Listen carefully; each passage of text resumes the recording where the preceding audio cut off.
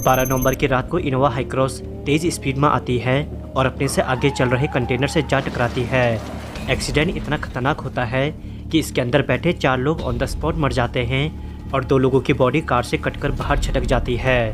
सबसे मिस्टीरियस बात अभी तक यह है कि 2 लोगों के सर धड़ से कैसे अलग हो गए और इतनी बर्बरता के साथ उनकी बॉडी का ऐसा हाल कैसे हो गया।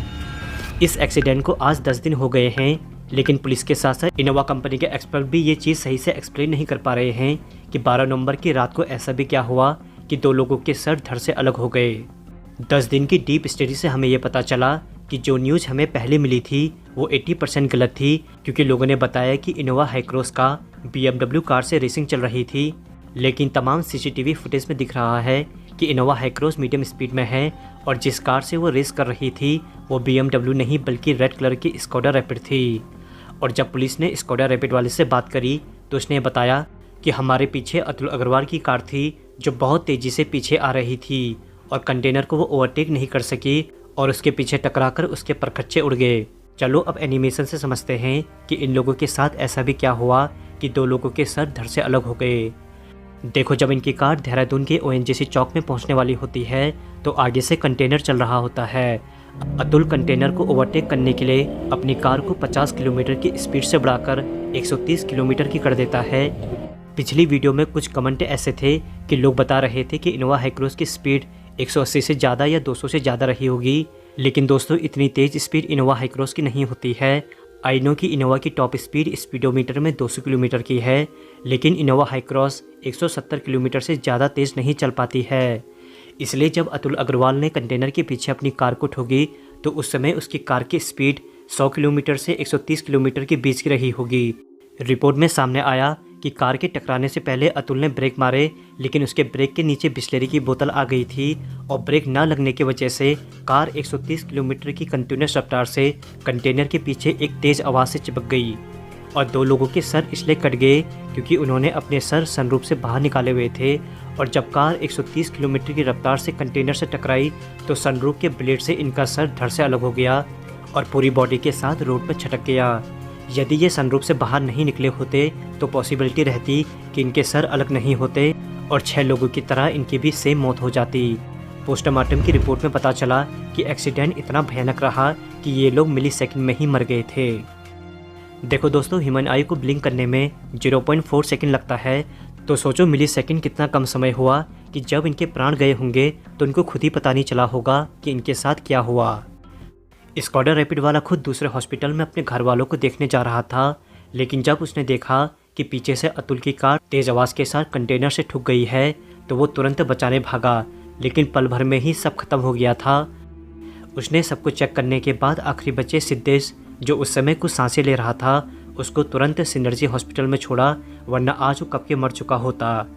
कंटेनर वाला ड्राइवर भी कब के पकड़ा गया है, लेकिन उसकी कोई भी गलती नहीं थी क्योंकि वो बेचारा अपनी स्लो स्पीड में ही चल रहा था। लेकिन जब अतुल अपनी कार को उसके पीछे ठोक देता है तो कंटेनर का ड्राइवर डर के मारे भाग जाता है, क्योंकि अक्सर लोग गलती ट्रक ड्राइवर वालों की ही बताते हैं।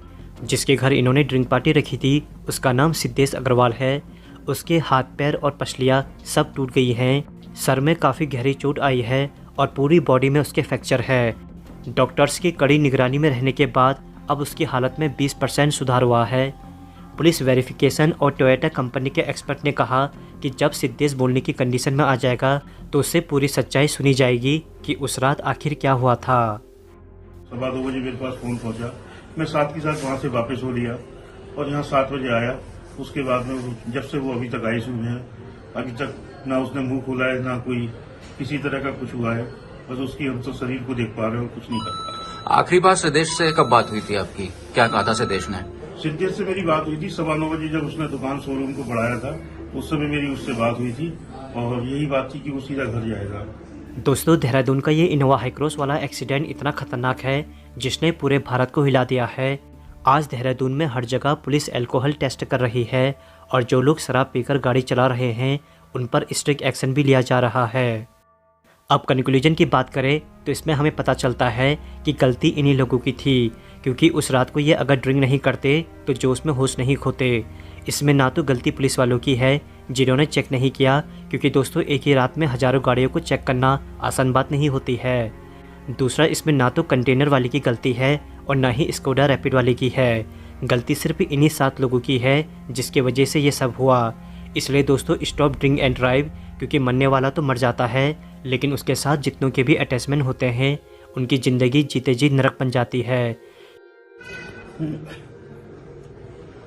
मैं विपिन अग्रवाल, सिद्धेश गोयल का पिता, मीडिया से सबसे ये निवेदन करना चाहता हूं कि हम लोगों ने 6 बच्चों को खोया है।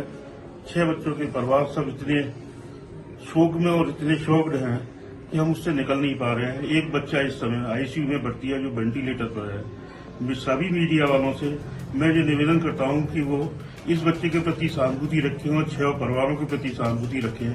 तो एक गाड़ी से नीचे लड़की थी, वो गिर चुकी थी पहिए के पास, अगले पहिए के पास। उसके बाद फिर एक व्यक्ति जो है मतलब लड़का था, वो बेचारा स्टीयरिंग पे लगा हुआ था।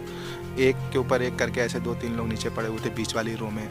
फिर उसमें से जब सबको निकालने लगे तो एक व्यक्ति को मतलब ये हुआ कि देखते हैं कोई बचा है कि नहीं। मैं मेडिकल लाइन से हूँ, सो करा उसकी पल्स देखी, पल्स एक व्यक्ति आ रही थी जो कि सिद्धेश जिसको आप लोग बोल रहे हो, उसकी पल्स आ रही थी। तो फर्स्ट प्रायोरिटी ये थी कि हम लोगों ने सिद्धेश को निकाला और उसको नियर बाई सिनर्जी हॉस्पिटल था वहाँ ले जाके एडमिट कराया, मतलब इमरजेंसी में लेके गए। इस वीडियो को व्हाट्सएप में शेयर इतना करो कि आज के यंगस्टर इस एक्सीडेंट से सबक जरूर लें।